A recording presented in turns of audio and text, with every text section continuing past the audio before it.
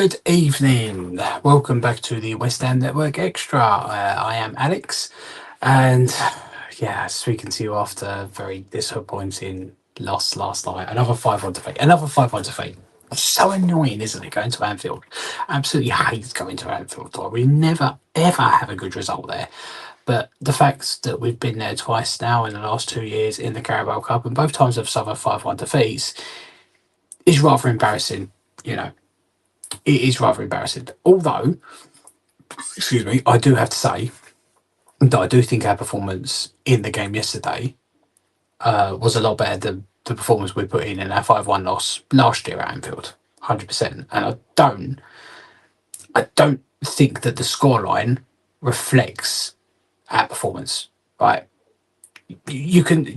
Our performance on the pitch I thought was a lot better than a 5-1 defeat. But still, we conceded 5 goals, which was very frustrating. And now we're going into a very crucial period in my eyes. A very, very crucial period. We've got a couple more games coming up before the international break, and then we have some more games coming up. So next day games for me are the crucial ones where we really, really now need to start seeing some significant progress being made. Some significant progress for me, because the performances have been very, very up and down. Not brilliant for the most part, I would say. I would definitely wouldn't say that they've been brilliant, but there have been some performances that have been better than others. Like the Man City game, I thought we put in a decent performance there, but we're playing one of the best teams in the world. I don't think the Liverpool performance was a bad one. It definitely was better than that Chelsea performance, because that Chelsea performance was absolutely shocking in my eyes. Just it was not good enough at all, and we needed to see a reaction. And I thought we did see a reaction from the players, and they did show a little bit more intensity, a little bit more fight. So that was good to see, but still, the result was very, very disappointing. But we've got a game coming up, of course, on Saturday against Brentford. It's not a place. It's not a place that we do particularly well at. Usually, I mean, last year it looked promising for a while, didn't it? I think we went 2-1 up. Kuda scored a fantastic overhead kick, didn't they? Absolutely brilliant goal, but we ended up losing the game 3-2, I believe, which was very frustrating. Then we have Ipswich at home, and hopefully that is a game that we should be looking at winning. Even though Ipswich, not a bad team by any means, but it still is a game that we should be looking at and saying, right, we should be picking up 3 points in that game. We should be. So in the next day games, I would probably say that I want to see us pick up at least 8 points. I would say at least 8 points. Because I mean these are our next day games. As I say, Brentford away, then Ipswich at home. As I say, Brentford away. I would like to see us pick up a point at the weekend, and I do think we are more than capable of picking up a point. Ipswich at home, I say 3 points.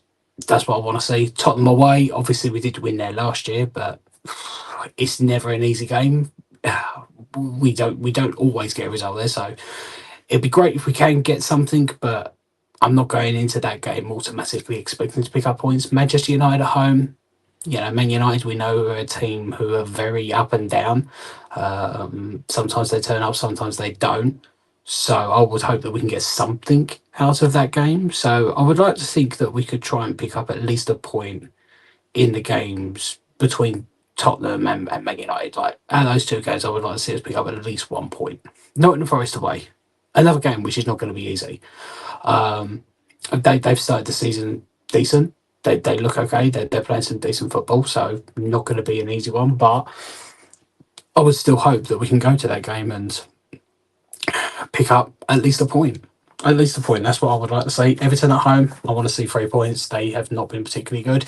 They may improve from now until then, which may change my opinion on that. But I'm still looking at that game and thinking, right, I want to see 3 points, even though we didn't do it last season. Or we didn't get 3 points against them at home. Did get 3 points against them away though, which was a positive. But no, need to do better in that game. Newcastle away, St James's Park. Oh God, I mean we threw away a 3-1 lead last year, which we were proper ridiculed for. Lost 4-3, but we can get something there.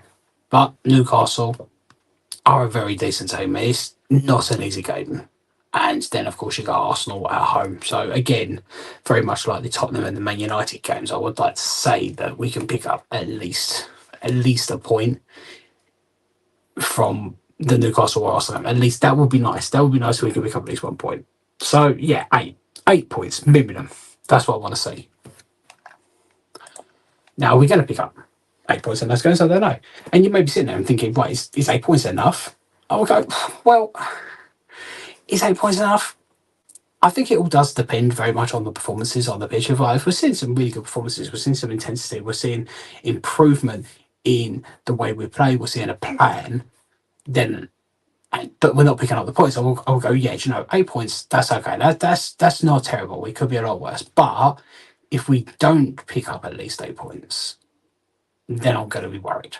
And then I think serious questions need to start. We need to start asking serious questions if we don't pick up at least 8 points. But I do think it's more than possible. Yeah. The question is now is, has Lopetegui got an 11 in his mind that he thinks, right, this is my strongest 11? We've seen him use many different players in many different positions. The midfield for me is a big question mark. Up front, who are we going to go with? Are we going to go Bowen? Are we going to go Antonio? Are we going to go Ings? Are we going to go Fuller? We actually have options up front.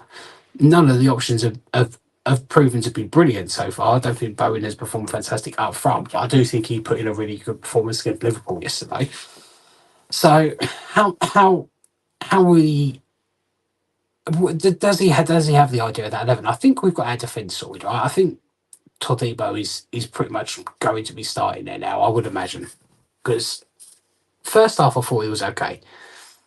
He still has some issues and he's got to work at them, but you've got to give him game time to allow him to work at those issues. And I feel like he can build a really good partnership with Max Gilman. And if he can, then that could be a really solid partnership. I do think it will. And if they're playing alongside, Emerson and Wan-Bissaka, that's a lot more support than I feel like they had in the game yesterday. Sofel and Creswell weren't fantastic defensively. I don't think Curcial actually had a bad game, but I'm not gonna come out and criticise him. I just think Everson probably would have done a little bit better. So if we've got the full strength back line and you've got Todibo in there, like, they can really build that partnership. Moving into the midfield, obviously we've got no Eden Alvarez available this Saturday because he got sent off. Annoyingly, it was 2 yellow cards, so you can't really get away from that, can you? They will both deserve yellow cards, so yeah, he's going to miss the game. So we're probably going to see Rodriguez come back into the side. I think that's definitely a better option to Thomas Soucek playing in that position, because we know that he can't do that. We've seen him try that many, many times. He can't play as a defensive midfielder. So Rodriguez is the person who will come in. He needs to up his game. I thought he's looked okay in some games and really disappointed in others. He was really disappointed for me against Chelsea. So he needs to up his game. He had a rest midweek, so hopefully he's well rested and can slot in nicely to replace Alvarez. And then who sits in front? Is it going to be Paquetá? Yeah, it's got to be, even though he has struggled. But in that second half against Liverpool, when Paquetá came on, it did improve our performances, and I think Sola looked a lot more comfortable playing alongside Paquetá. So yeah, Paquetá and Sola just in front of Rodriguez. Somerville's got to keep his place. Looked very lively against Liverpool, very bright, caused them a lot of problems. Got to keep him in the side. Got to keep Bowen in there. Got to put Kudus in there as well. So it's still a problem we've got up front, isn't it? It still is a problem. How are we going to fit all these players in? There's no return date for Fuller yet, which is starting to concern me a little bit, because he was possibly going to be available for the Chelsea game, then he was possibly going to be available for the Liverpool game, and now he's possibly going to be available for the Brentford game. So how close is he? That close? He's been training, and he was getting game time before. So I don't know. Sometimes I do wonder if Lopetegui's a little bit overcautious. And I'm not a fan of overcautious, because it's taking him ages to get Todibo into the side. It's taking him ages to really give Fuller a decent chance, and he needs minutes. We've got people questioning him without him playing a lot of football, which is mad to me. So mad to me. So if he's fit, I think he needs to come in. He needs to put in he needs some game time. But yeah, I'm not sure how we're gonna line up, or if Lopetegui does have his ideal starting 11. I'm just not sure. I'm really not. Anyway, well, it's nice to have one person in the comments. How you doing, Leslie? How you doing? Good evening. We definitely have 8 hard games coming up, but we need to get as many points out of them games as we can, and performances need to be better and stronger. Yeah, yeah. Can't put it a better way, really. Um, oh, I was kind of hoping more people would be coming into this live today, but if you want to ask a question, feel free to ask a question, and we can go on from there. But yeah, so let's talk about the game against Liverpool yesterday. I know it's a frustrating one, but in that first half, I thought we handled ourselves okay. I thought it was a very even game. Very even game. We limited Liverpool with the amount of chances they were able to create. We looked okay going forward. Obviously, we got our goal. They got the equaliser. Was offside. No VAR. These things happen. We've got to move on. And we go in 1-0.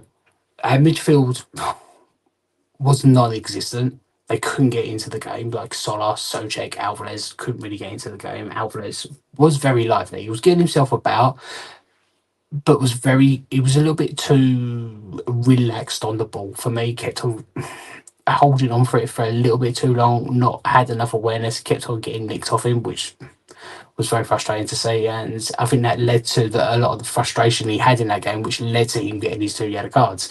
So yeah, he didn't have a fantastic game. The midfield of the whole, I don't think did. But as I say, in the second half, when Paquetá came on, Sola could get more into the game. Alvarez was a little bit more into the game. The midfield looked a lot better. It looked. We were controlling that midfield a lot better, a lot more in the second half with Paquetá in there. Antonio came on as well, which I think was a really good move. It was good to see him being used as that impact sub, and I think that has shown that he can be a really good impact sub because he came on, caused that defence a lot of problems. Very strong, was getting himself about, was on the ball a lot. He looks okay. He looks okay. So if we can continue using him as an impact sub, I definitely feel like that is the best way forward for him. It's how I would definitely like to see him used, 100%. But yeah, and then we go 2-1 down. Alvarez kept him on side, didn't they? And then he didn't really try and. He didn't really try and. Yeah, I feel like he could have dived in. He could have tried to block the shot, but wasn't quick enough for me. So yeah, we go 2-1 down. Then the 3-1 was even more annoying because we should have had a goal kick. Now Liverpool fans say, "Oh, we should have had goal kicks." Yeah, but none of their potential. None of their. We should have had a corner, not goal kick. Sorry, but none of their potential corners led to us scoring. So that's why I was more annoyed about that one. But yeah, we should have had a corner.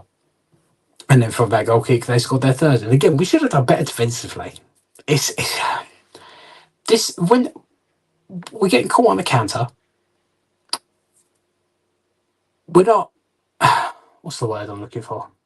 Yeah, we're getting caught on the counter a lot. We're not closing down quick enough, and we're not aware enough for me defensively. We just need to be a little bit more aware. And there's a lot of things dropping in there that I saw last season, which I didn't think we would see this season. And so that's kind of nice. So we definitely need to address that. All right, we conceded 8 goals in 2 games. Again, I'm just so tired of seeing us concede so many goals. We need to work on it. And I'm not giving up on Lopetegui yet. I'm not giving up on him. I'm not. I mean, after 7 games, has it been brilliant? No, it hasn't. Could it be a lot better? Yeah, it could be. It could be a lot better. But until he's had a decent run of games, we can't really judge him. And a decent run of games is at least 15. At least 15 games in my eyes. If in the next 8 games he gets a starting 11 together that he's happy with and he's comfortable with and he can get them working together, and then we can start, the performance together, we start picking up results. That's good. If we don't know, I mean, look, it's perfectly possible that in the next 8 games we could see much more of what we've seen in the last 7, and we could be very, very frustrated. And if we get to that point, then yeah, definite questions have to be asked. And so already, so many people in my socials are Be careful what you wish for. Be careful what you wish for. I told you so. I told you so. It's like, whatever. Right? I'll mention Moyes once. Once. It wasn't a mistake getting rid of him. That was the right decision. The mistake, if we made any mistake, was bringing in Lopetegui to replace David Moyes. That was the mistake in my eyes. That was the mistake. So yeah, we're not there yet. We're not there yet. He could turn it around. He really could turn it around. And he's got a game on Saturday to start doing that. And if he can get the players performing, and we can put a good performance, and we can get something out of the game, that's a good start. If we can get the win against Ipswich, that's better. That's better. If we can go to Tottenham and get something, that'll really invigorate the fans. And if we can get a result against Man United, that'd be amazing. So within 4 games, the whole attitude could change. You know, the negativity could disappear. Things could start looking a lot more positive, and it could happen within the next 4 games. We may not need 8 games to end up making a decision on whether or not this was a good move or not. But and until then, we just got to give our support to the manager. That's all we can do. That's all we can do, because the board are not going to sack him now. They're not going to get rid of him. They're not going to get rid of him so quickly. They're just not. They're giving him a 2-year contract with an option for a third. They're going to give him as much time as possible, at least half a season. I really would be surprised. I really wouldn't be surprised if he is still here at the end of the season. But as long as we don't get relegated, and if the performances do start improving near the end of the season, then he may still kind of stay on. But he may not. He may not. So I don't think the board are going to get rid of him anytime. But we just got to give it on. We've had 3 god years of negativity and toxic conversations and hate. We've had that already, but I just don't want to see it yet. We just got to give it a little bit more time. Dan, how you doing? You think the fan base is going to turn on him quicker because he wasn't anyone's first choice? No. So I mean that's my issue as well. He wasn't my first choice. I made videos about it saying I don't think he would be the right fit for West Ham United. But since he's come in, I'm like, right, well, he is our manager. I've got to get behind him. We've got to support him now. He may not be the choice, but I never wanted Moyes. And despite what anyone may think, he did do a good job for a long while at West Ham United. It didn't end particularly well, and that's why he had to go. But he won us the European trophy. He had 3 successive seasons in Europe, and I never wanted Moyes. So because I had that experience of never wanting him, I thought I'm gonna give Lopetegui a chance, and I'm gonna give him a decent amount of time. Right, Moyes' second time, when he when we signed him up for the second time, his first 7 games, he won 2, lost 4, drew 1. Same record as Lopetegui. And then on from that, he did manage to keep us in the Premier League. Then next season got us into Europe. Then got us to a semi-final in Europa League. Then won us the European trophy. Then got us to a quarter-final, and then eventually it all ended. Like, things can change. Things can change and things can improve. It can happen. But you're right. People naturally, when you've got it, a lot of people, when you've in your head, when you don't want someone, you want to be proven right. There's so many people like that, and that's what happened with Moyes. Like, so many people didn't want Moyes, and you had people that were like, right, I'm happy with Moyes. You had some people that were, I'm not happy with Moyes, but I'll give him a chance. And then you had some people who was like, I don't want Moyes, never wanted Moyes. I'm going to be against him always, no matter what he does. And yet again, we've got that with Lopetegui, because you've got some people who are like, right, yeah, he could be a really good manager. You've got some people like me who was like, no, I don't want him, but I'm going to give him a chance. And you've got some people who are like, no, never wanted him. I'm going to give him shit all the way through. And it's cycle and repeat. Now, unlike Moyes, Lopetegui does have a chance to try and win some of these fans over. He does. If he can improve the performances on the pitch, and we can bring in those results, and if we he does okay, then there'll be a lot more who would support him that wouldn't have supported Moyes in that same situation, because the performances with Moyes is kind of what let us down.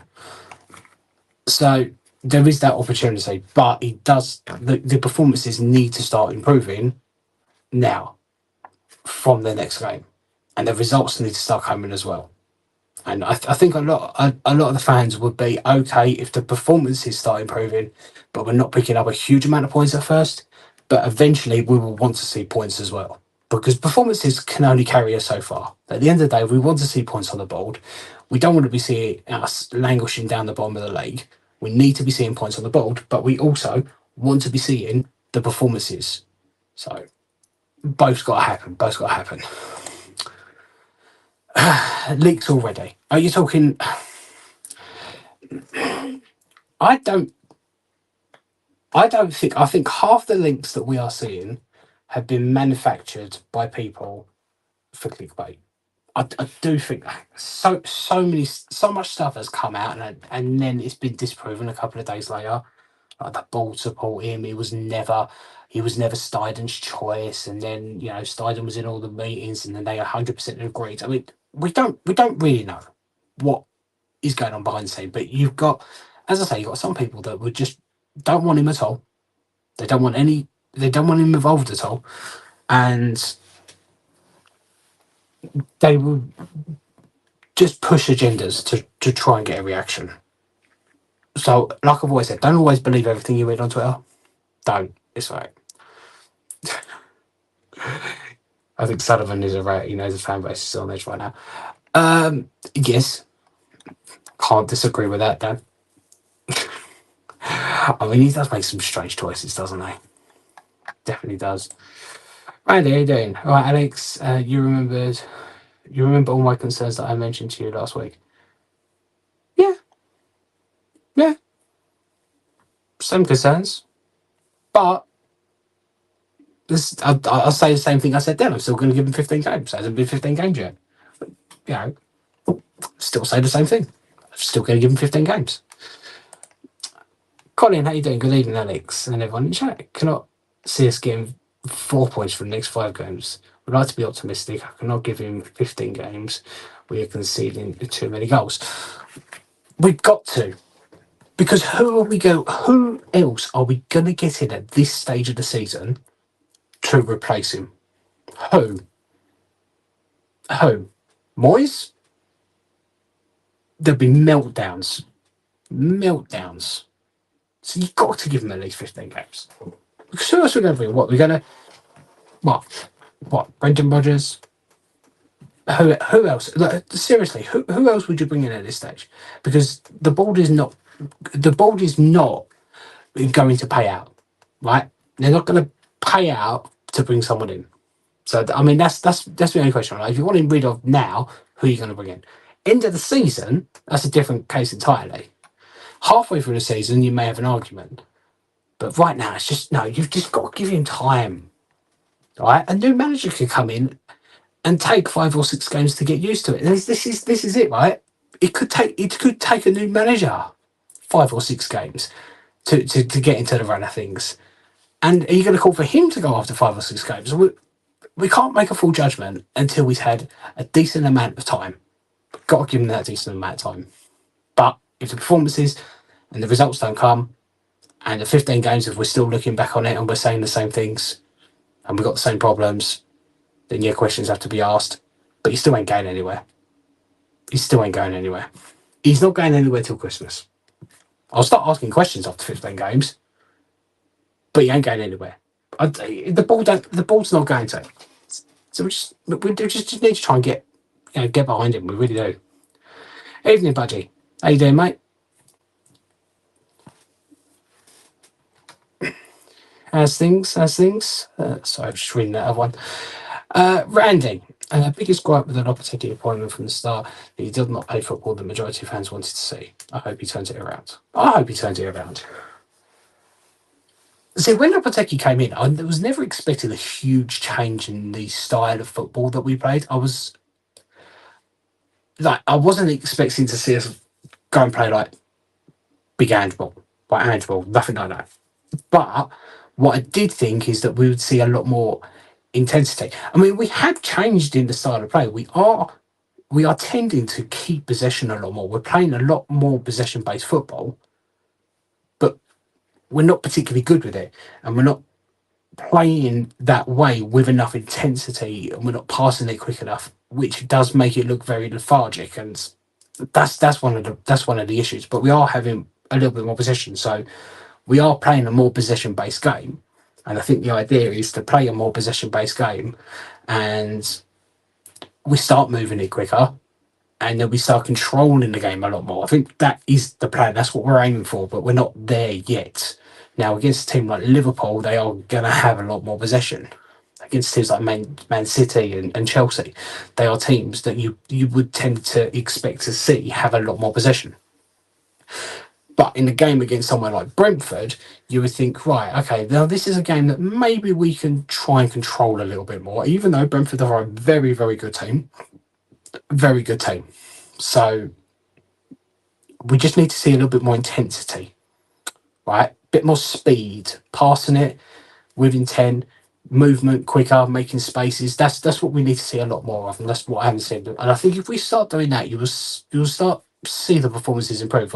I saw a little bit yesterday in the Liverpool game. There was a period of about 10 minutes where we were moving the ball really quickly, we were passing it really quickly, we were doing that, making that transition from defence to attack, and it was happening very quickly.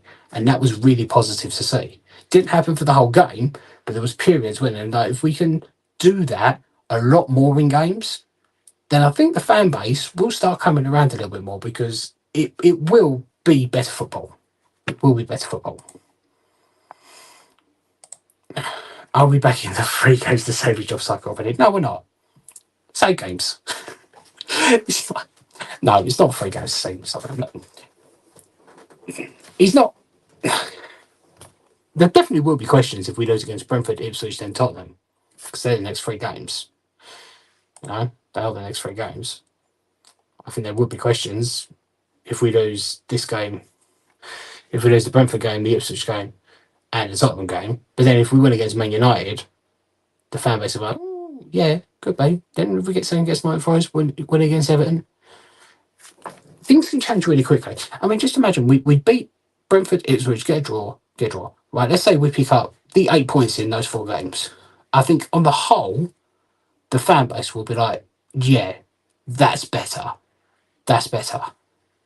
But then if we don't pick any points up in the Forest, Everton, Newcastle, and Arsenal game, it could go the other way as well. I just want to see some better performances. I just want to see some better performances. But we're not in that 3 games to save his job already. We're not. We're not. Uh, right. Don't think that his rumours 3 games lost at home becomes 5 at home all it takes. Mm, not with this manager. If we're talking, if we were talking about like later on in his managerial reign, let's say he'd been here for a season.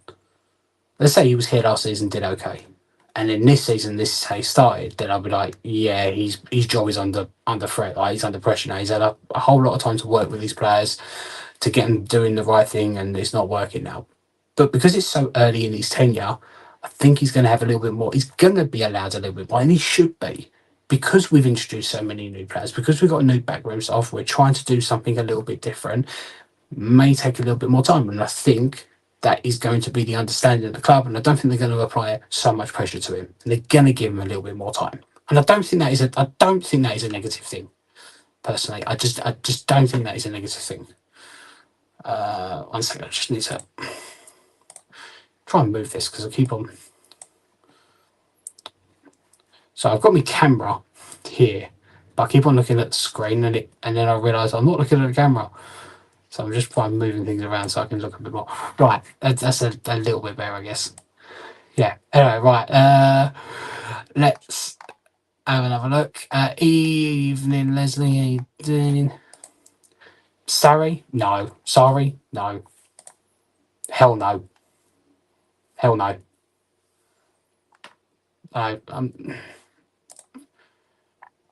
I just I can't see either of those coming in and doing any better. Could take a little bit more time. Definitely not Mourinho. Don't want that poisonous threat anywhere near that club. Don't worry, Budgie. He's over in Fenerbahce. He'll be there for at least a season. He'll be there for at least a season. So Mourinho is definitely not going to be an option. Also, with how we appointed him, Alex, did we offer Lopetegui a contract with KPI close, or is it standard manager contract? Because if it does not work out, of course it's so. I'm not entirely sure what he's in his contract. The far as far as I understand his contract is it's a 2-year deal with an option for a third, and if he achieves European football within those 2 years, that third is there. I don't know if it automatically activates or it then becomes a kind of solid option. I'm not entirely sure. I think that's kind of how he's contracted himself. It's a 2-year deal at the moment. If we don't get European football, I don't think it gets extended to 3 years. But if we do, then it could extend to 3 years and then possibly further on. We'd offer him a new contract. If we do. We're still not entirely sure though. We're not there yet. Colin, Loppy wasn't my pick, but was prepared to give him a chance. But what I've seen so far, we just can't see it improving. Ex-Dortmund manager. What if we lose Brentford, Ipswich and Spurs? It kind of depends on the manner of the defeats, really. I guess. I definitely won't be happy if we lose Ipswich. We lost Brentford last season, and we won at Spurs last season. Ipswich, if we lose against Ipswich, then I'm going to have some real issues. I will be really annoyed, but I still think we need to give him 50 games because look, you say that we could, as I say, we could lose this Brentford, Ipswich, Tottenham. Wouldn't be happy, but then if we go on to beat Man United and we go on to beat Nottingham Forest and we go and beat Everton, then that's the 9 points we've picked up in 3 games. And then I probably would have forgotten about those, and I will say, do you know what? Things are looking positive. This is why I say it's got to be the 15 games in total, because it may not click for Brentford, it may not click for Ipswich, but it may start clicking for Tottenham, and then it really clicks against Man United, and then it continues clicking from then on. That it could go that way. This is why I'm saying 15 games, and I keep on saying this. They're not going to sack him. They're not going to sack him. Not before Christmas. Not, but they're just not. I mean, look, you looked at the season a couple of years ago when we won the trophy. We were in the bottom 3 around Christmas time. We were all calling for him to go. Like a lot of people were calling for him to go, and they didn't, and they kept him on, and he kept us up. It wasn't a fantastic season in the league, but we won the European trophy, and we were all quite happy. So a lot of fans were like, right, okay, well, we didn't have a brilliant season. Maybe it's time to move him on now. And some fans were like, well, you can't do it because he's won a European trophy. And that was my thinking of it. But by February, it was just very clear that it just wasn't going to work anymore. So it was the right decision to move him on. So, got to give it time. Randy, the main thing the fans just asked for was everything to be in place with the right players by producing the right style of play coach, and that's what we really want. See, you've just put it there. The fact that it took me so long to put that. So we need everything to be in place with the right players and producing the right style of play, right? And a coach, and with a coach who wants to play that right style. There's a lot of things that could go right, and we could have got Amorim in. Let's say we paid the 20 million to get him out of his contract and brought him in. Would everyone be feeling the same way they feel about Lopetegui now if Amorim had come in and we were still sitting in exactly the same position we are now? Would you be supporting Amorim a lot more if he'd come in and we'd be sitting in the same position now? Because this, you just is people's annoyance with Lopetegui? Is it more about you not wanting to give him time, or is it because you've been let down by performances, or is it more that you just never wanted him in the first place and you wanted to fail? Because I do think there's a lot of that sometimes, and I fight that myself. I do fight that myself. I never really wanted him, but I want to give him a chance. I want him to do well at West Ham United. I want to be proven wrong. But there is a part of me that kind of goes, I knew we never should have brought him in. And I naturally do want to kind of come out and say, I told you so. But at the same time, I want to be proven wrong. I want to be proven wrong by him. I really, really do. So he's saying Sullivan not giving him 3 games to save his job. My sources within the club tell me otherwise. I don't know who your sources are. I'm. It depends who your sources are. Colin, honestly, I, I don't know who your sources are. I'm just going off the fact that we know Sullivan. We know Sullivan, and he'll give him to at least Christmas. I don't think he's got 3 games to save his job. I think he's got longer than that. I could be wrong. I could be wrong. It's a guess. I'm not. This is not coming from any sources that I'm talking about. This is just coming from the experience that I know with Sullivan, and the fact that we've set up his contract in a way that we can easily move him on at the end of a season without it costing us too much. But that doesn't mean that's the same for moving him on in the middle of the season. So I feel like they would give him a little bit more time than 3 games, even if we do lose the next 3, which I don't think we're going to do. Be very surprised if we lose the next 3, although it's very possible. Trouble with Jose though, Alex, as soon as they'll sniff for a job in the Premier League, he starts flashing his fingers. Yeah, that we can. I think we considered Mourinho in the summer, and it was a firm no from everyone involved. No one wanted. No one wanted to even consider Jose. So I don't think we have to worry about that. I don't. This is an argument that the best managers won't come here with Sully. Yeah. AWP and Somerville, Sully signings. Who else? I would say that AWP and Somerville have been 2 of our better signings. I I think Aaron Wan-Bissaka has been brilliant, and I think Somerville has looked really bright when he's been playing. I'm excited to see more from Somerville. Um, so they're not necessarily bad signings. Paquetá, I think, was also a Sully signing. I think. I think he was. I might be wrong about that. There was someone else. There was someone I can't remember who was the Sully signing who come from the his famous agents. There has been a couple in the past that have worked out. Fulquick is a sim signing. I totally agree there. Fulquick is a sim signing. But yeah, he's been injured for the last 2 games. He's been injured, so we don't know how he's going to do we? We don't. He's not been given enough game time for us to really judge him. You think Sully throws everyone a bone, Tim picks a few, Sully a few, and Lopetegui a few? Possibly. We don't know. We don't know what really goes on behind the scenes, do we? Randy, remember Alex, I said to you that Sullivan did not have the best intentions by ignoring bringing in Almarin, because at least you can say Sullivan had to try and would have been a bit more understanding. Yeah, look, I get what everyone's frustration is when it comes to Sullivan. Lopetegui was the cheaper choice. When you boil it down to that, Lopetegui was the cheapest choice. Well, when you were looking at some of the other managers, just the manager I wanted to bring in was Fonseca, and he went AC Milan and did struggle similarly to how Lopetegui has. But I do think I haven't looked recently, but I do think they're slightly improved. I wanted Fonseca in. That would have been my first choice. Amrin, I thought was a little bit of an unknown, because I do think he is a really good manager, but has only ever managed in one place, and you never know how they're going to adapt outside of where they're comfortable.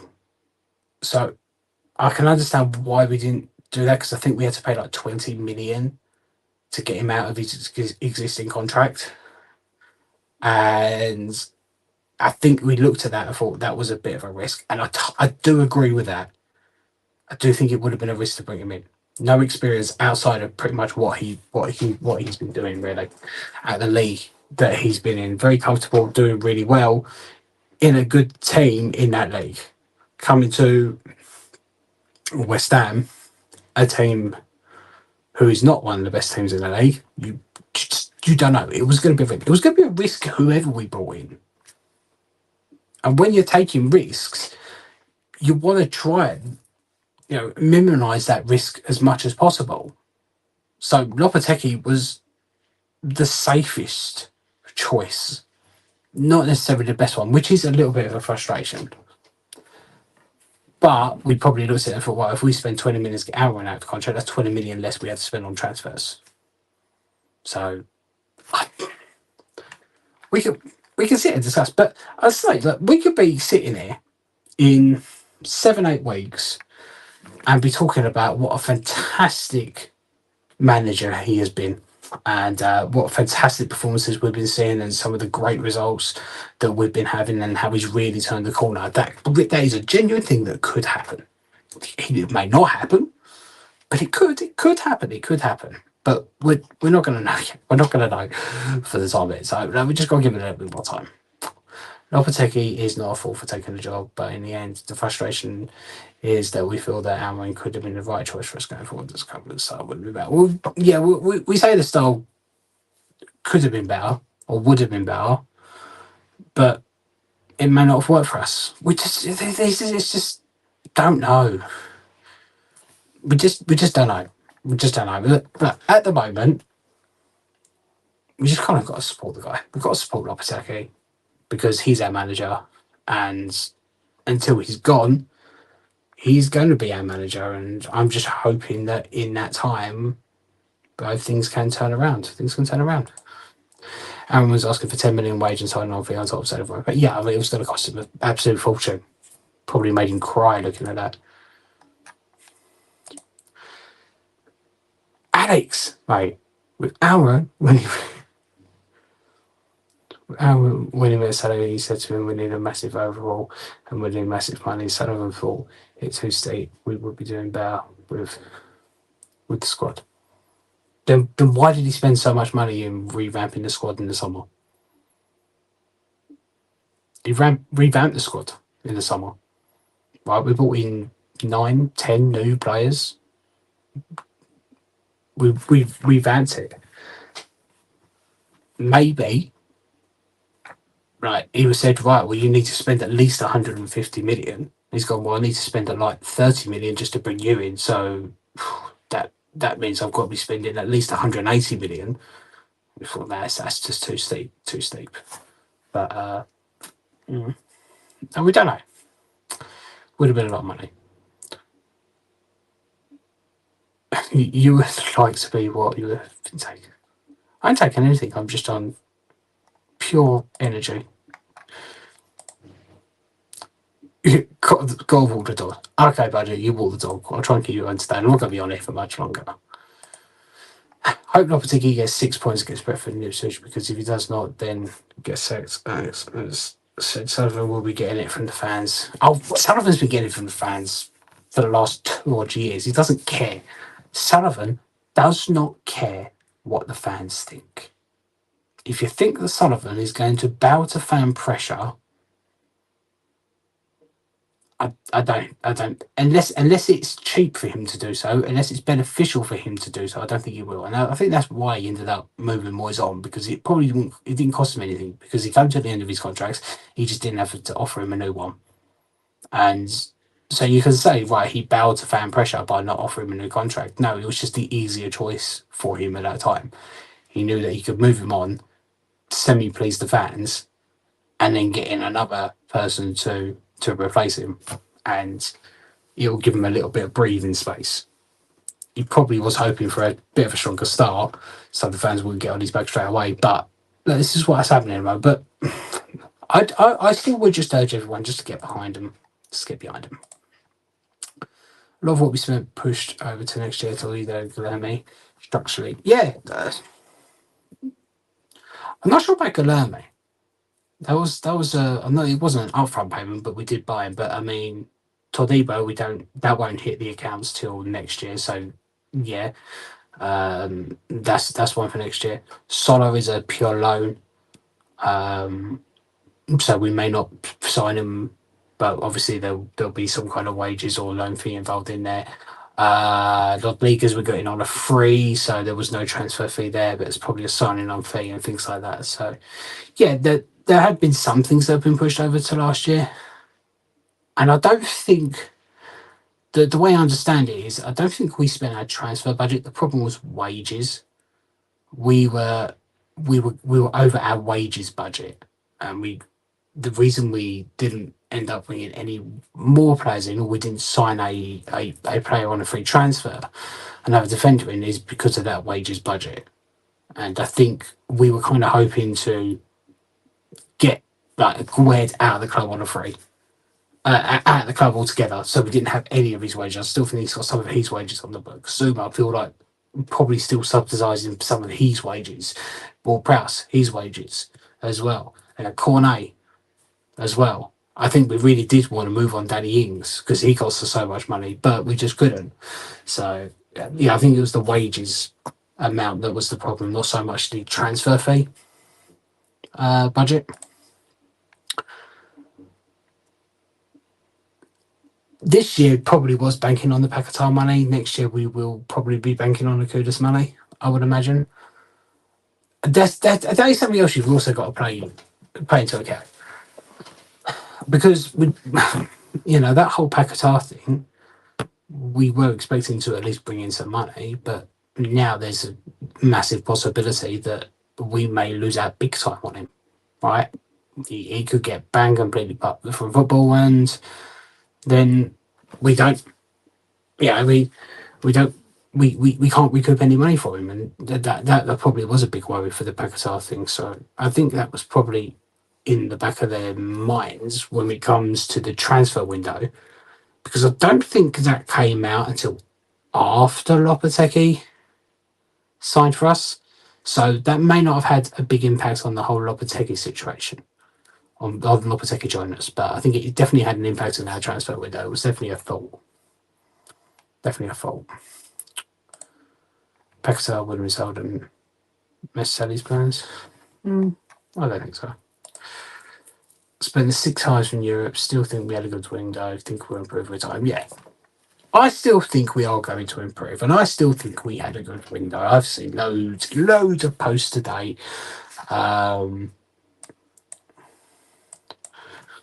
Second, what's going on? Right. Sorry, the computer was saying. Right, what was I say? Yeah, I'll see so many posts today. People saying, "Oh, West Ham said they won the window." They didn't win the window. Look at their signings. Terrible. Right, 7 games. Right, Todibo's hardly played. Von Crook has hardly played. Summerfield hasn't had a huge amount of games on, but when he has, I think he's done okay. Kilman, I thought, has looked decent. He may not have had the best last couple of games, but before that, I thought he looked really solid and really decent. I don't think he'd been helped by the fact that he was playing alongside Mavropanos, who has been poor, and then he had to play alongside Todibo, who he hasn't really played alongside before. But that's why I want to see them two work together, because they could build a really good partnership, and I think we'll see our defensive performances improve once they build that relationship. Other players, Aaron Wan-Bissaka's come in. I think he's looked really good. I think that's a brilliant signing. Rodriguez, jury's out on him at the moment. I think he's looked decent in some games, and he's been poor in some other games. Not fully match fit, needed a rest. Hopefully this week he's been resting, and he'll be a little bit more ready for the game on Saturday, because he's going to have to come into replace Alvarez.